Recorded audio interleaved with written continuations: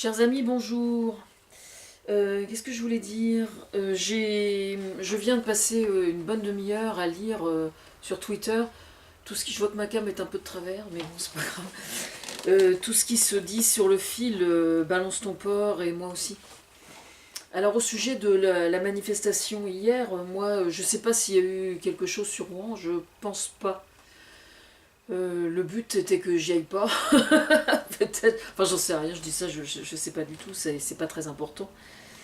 Euh, je suis admirative devant le fait que cette manifestation a été organisée, et c'est Carole Galland donc, qui a pris cette initiative, et je la remercie. Non, mais c'est tout à fait utile et je trouve que c'est bien. Alors, il y a des gens qui se sont demandé il y a quelque temps ce que ça allait donner ensuite, ce qui est une bonne question. Je dirais que, hélas, ça ne risque pas de s'arrêter comme ça. C'est le moins qu'on puisse dire. Alors, je tiens à préciser que au sujet des blagues faites sur le sujet, au sujet de Tariq Ramadan qui est accusé de viol notamment, ouais, s'appelait Ramadan quand on est musulman. Alors celle-là, je l'ai déjà fait il y a des années déjà, d'accord. Et c'est pas la seule. Bon, je dis ça en passant parce qu'il y a des gens qui commencent à vouloir en rire et ils ont parfaitement raison. Ce qui ne veut absolument pas dire qu'on baisse la garde. Alors, cependant, il y a certaines réflexions. Je vous recommande d'aller lire tout ce qui a été dit sur le fil parce qu'il y a des choses tout à fait intéressantes. Alors notamment, je viens de lire là à l'instant un mec qui disait oui, enfin, quand une femme se fait inviter dans une chambre d'hôtel, elle sait quand même bien que c'est pour se faire baiser. Grosso modo, c'est ça. Le problème, c'est que le mec en question, là, je lui mets un hashtag pauvre con, je suis désolée, c'est un peu naïf comme défense, hein, nous sommes bien d'accord, mais c'est tellement stupide de sortir une connerie pareille. Mais oui, parce que figurez-vous que quand une jeune femme, quand un producteur invite une actrice dans une chambre d'hôtel, il s'est débrouillé pour que son épouse ou sa collaboratrice soit aussi dans la chambre. Hein, de telle sorte qu'elle soit mise en confiance. Et puis une fois qu'elle est dans la chambre, eh bien, la collaboratrice ou l'épouse disparaît mystérieusement parce qu'elle a besoin d'aller chercher quelque chose en bas au tabac. C'est comme ça que ça s'est passé. Pauvre con. Voilà. Ça, c'est quand même marrant. Alors, il y a un article aussi qui est sorti dans Le Monde. Je n'ai pas eu le temps d'aller le lire encore. Je vais aller le lire parce que ça doit être assez marrant. Qui parle de compassion vis-à-vis des harceleurs. Alors là, oui, je suis très... Excusez-moi. Je trouve ça très drôle, très amusant aussi. Alors, entendons-nous bien. En fait, la vérité est la suivante. C'est que le phénomène de harcèlement est un phénomène qui est extrêmement complexe.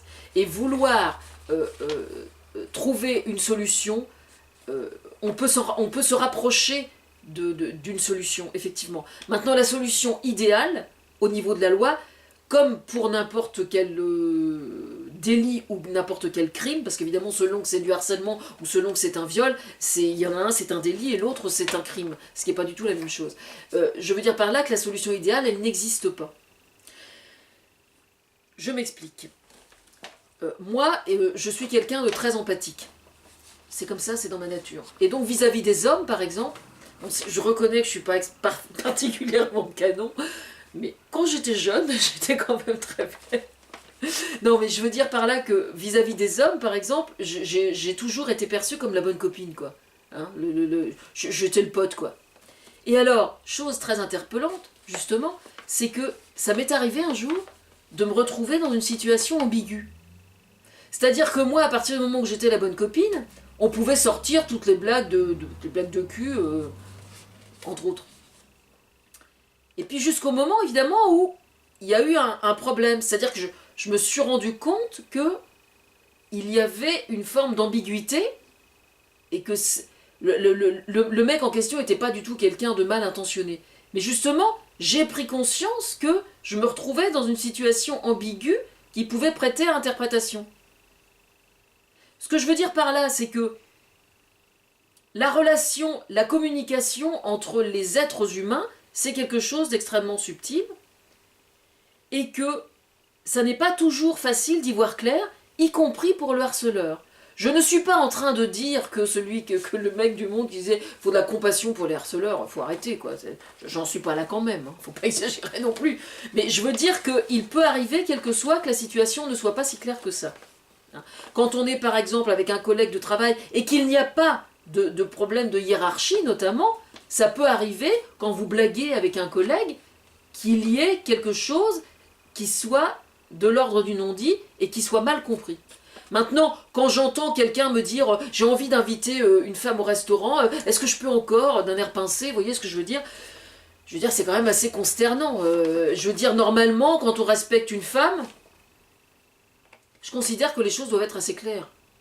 Je rigole parce que j'imagine qu'il y a des gens qui vont se dire « mais j'arrive... » En fait, je vais vous expliquer ce qui me pose problème. C'est que je n'arrive pas à comprendre comment les hommes, je suis désolée, je vais être dur, hein, mais peuvent être cons au point de ne pas lire les non-dits. Quand vous dites à une femme qu'elle est belle, bon, d'accord, super, super, bon. Si jamais elle ne réagit pas, eh ben c'est pas la peine d'aller plus loin. Là, là, le harcèlement commence, justement. Hein. Alors, le numéro de téléphone 06 44 64 90 21, il paraît qu'il a un succès fou. Hein. Alors, ils ont besoin d'argent pour pérenniser le truc, mais je trouve que c'est vraiment une très très bonne idée. Je pense, moi, qu'un mec qui demande votre 06, vous lui filez ce numéro-là, et il entend le message, je pense que je pense que c'est vraiment bien. Parce que justement, c'est un moyen de juger son comportement de façon objective. Et en plus, ça a été fait par des hommes. Donc je pense que c'est vraiment bien. Alors, quand j'explique que le harcèlement, je pense notamment au harcèlement de rue, est quelque chose d'extrêmement subtil, je vous assure que je sais mieux que personne à quel point c'est effectivement subtil. Je vais vous raconter un truc.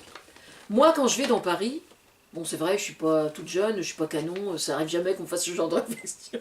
Non, je n'irai pas jusqu'à dire que j'ai envie qu'on me le dise, faut quand même pas déconner non plus. Je veux dire par là que, moi, quand je vois une femme, par exemple, qui est bien habillée, qui est belle et qui est bien habillée, ça m'arrive souvent, je blague pas, ça m'arrive souvent d'aller la voir, puis je lui dis madame, j'ai jamais dit à une femme vous êtes belle. Je dis mais vous êtes très bien habillée, et donc oui, j'ai dû lui dire que... Enfin, ça m'arrive souvent de dire à une femme qu'elle est belle ou qu'elle est bien habillée, simplement comme ça.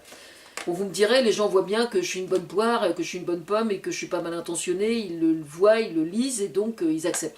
Et donc elle est contente que je lui dise ça et ça se passe super bien. Moi je suis contente de lui avoir dit et elle est contente de l'avoir entendu. Bon. Maintenant on va imaginer la chose suivante. Je vois un homme, un mec qui est pas mal, et je vais le voir, puis je dis monsieur vous êtes beau, vous êtes bien habillé. Qu'est-ce qu'il va penser? Il va juste penser que je suis une salope. D'accord? Voilà, c'est là la nuance, justement. Et ça, c'est quand même extrêmement inquiétant. Je suis désolée, c'est comme ça. Quand on pense que une femme à qui l'on dit vous êtes belle se sent harcelée et que des hommes sont assez cons pour ne pas comprendre, eh ben, il faut juste comprendre que cette femme-là, quand elle est en ville, quel que soit son âge, si elle entend ça une fois par semaine, à un moment, elle en a ras-le-bol. C'est-à-dire qu'il y a un phénomène de saturation par le phénomène de répétition. C'est ça le problème. Mais que les mecs soient cons au point de ne pas comprendre ça, c'est assez révélateur. Là, je me dis qu'il y a vraiment du travail à faire, quoi. Parce que c'est ça, en fait, le problème. C'est que, normalement, un homme normal devrait comprendre ça. Alors, il y en a qui me disent, mais on peut plus draguer. Mais bien sûr que si, vous pouvez draguer. Simplement, si vous voyez que la nana, elle ne marche pas dans votre truc, eh ben vous arrêtez. C'est simple. Vous arrêtez. Le corps d'une femme, c'est pas un bien de consommation. Mais par contre, c'est vrai que ça s'apprend très jeune. Ça s'apprend très jeune, ça. Alors effectivement, il y a une prise de conscience qui doit se faire. Alors en fait, ce qui est intéressant, j'ai vu qu'il y a un truc aussi qui est sorti au sujet de Clémentine Autain, je crois que c'est dans l'Express, où elle explique que se faire violer par un migrant doit amener à être plus compatissant, enfin pas compatissant, c'est pas dit comme ça, mais que c'est qu'on doit être plus tolérant quand un viol est commis par un migrant. Alors évidemment, il y a des gens qui ont rué dans les brancards à juste titre, ce qui est parfaitement légitime. Mais là encore, c'est extrêmement... Alors déjà, je considère que le fait que ça sorte de la bouche de Clémentine Autain, qui est une victime de viol, qui a été violée elle aussi, je considère qu'on doit réfléchir à deux fois à ce qui est dit avant de balancer et de dire c'est complètement con, etc. Je pense qu'il faut réfléchir un petit peu, quoi. Ça serait pas mal déjà pour commencer. Bon, ça c'est une chose. Quand quelqu'un vient d'un pays, qu'il soit islamique ou qu'il ne soit pas islamique, hein, peu importe la culture, peu importe la religion qui leur a été imposée depuis leur naissance, quand dans ces pays-là, il est logique de battre sa femme, ça n'est même pas un délit, il est cohérent de la lyncher si jamais elle s'est prêtée à l'adultère, il est tout à fait normal de la voiler, de la cacher, etc., etc., etc. Quand la loi du pays d'où il vient dit que la femme est un être inférieur, et donc qu'il est logique et normal qu'il soit chosifié, il est effectivement cohérent d'admettre que quand il arrive en France et qu'il commet un viol, je ne dis pas que ça doit être accepté, je ne dis pas que ça doit être toléré, je dis bien évidemment que qu'il doit être condamné. Mais il est illusoire de prétendre que la culture d'où il vient n'est pas une incidence. Je veux dire, c'est juste quelque chose de cohérent. C'est pour ça que la loi, c'est extrêmement important. Il y a des gens qui disent, mais c'est pas avec la loi qu'on va faire évoluer les mentalités. Mais si, justement, la loi aide à faire évoluer les mentalités. Parce que la loi pose les interdits. La loi pose les interdits. Alors maintenant, il y a certaines femmes, par exemple, hier, moi je pense que quand une femme a été violée, vraiment, que le viol a été... la définition du viol, c'est quand il y a quelque chose d'introduit dans le corps de la victime. Hein. Que ce soit un pénis, que ce soit la langue de quelqu'un, que ce soit un objet, quel que soit la nature de ce qui a été introduit dans le corps de la victime, c'est la définition juridique du viol. Quand il y a viol, il faut qu'il y ait une plainte de déposée. Même s'il n'existe plus aucune preuve, il faut qu'il y ait une plainte de déposée. Voilà. Ça, c'est la première chose. Maintenant, quand vous avez des femmes qui se font harceler et qu'il n'y a pas eu viol, mais que c'est tout le temps répétitif et que surtout c'est toujours la même personne, il est important de faire une déposition d'ordre juridique, même si la plainte n'est pas déposée. Parce que il y a des femmes, par exemple, qui, uniquement par le fait de s'être déplacées hier, d'être allées dans les rues avec la pancarte en disant « c'est mon cousin, c'est mon voisin, c'est mon coloc, ça m'est arrivé à tel âge, tel jour, etc. » Le simple fait de faire ça, il y a certaines femmes qui, peut-être, simplement en ayant fait ça, vont pouvoir se réparer grâce à ça uniquement, sans porter plainte. Maintenant, le fait de ne pas porter plainte pose un autre problème, c'est que celui qui s'en est rendu coupable va pouvoir considérer qu'il peut continuer, puis si elle porte pas plainte, il peut continuer, quoi. Donc ça, c'est extrêmement inquiétant. C'est pour ça qu'il est quand même souhaitable de porter plainte, éventuellement. Moi, je dirais que déterminer si on doit porter plainte ou pas, je pense qu'il vaut mieux consulter un psychologue. Et puis c'est avec le psychologue que vous prendrez votre décision de savoir si vous devez porter plainte ou pas. Maintenant, quand il y a des femmes, par exemple, qui ont défilé hier dans la rue, qui disent ça m'est arrivé à tel âge et j'ai jamais rien fait, par exemple, et qui se décident de parler maintenant, moi je vous recommande de faire la chose suivante. Moi je sais, quand ça m'est arrivé, j'avais 9 ans, et quand ça m'est arrivé, je peux vous dire exactement à quel âge, à qui j'en ai parlé.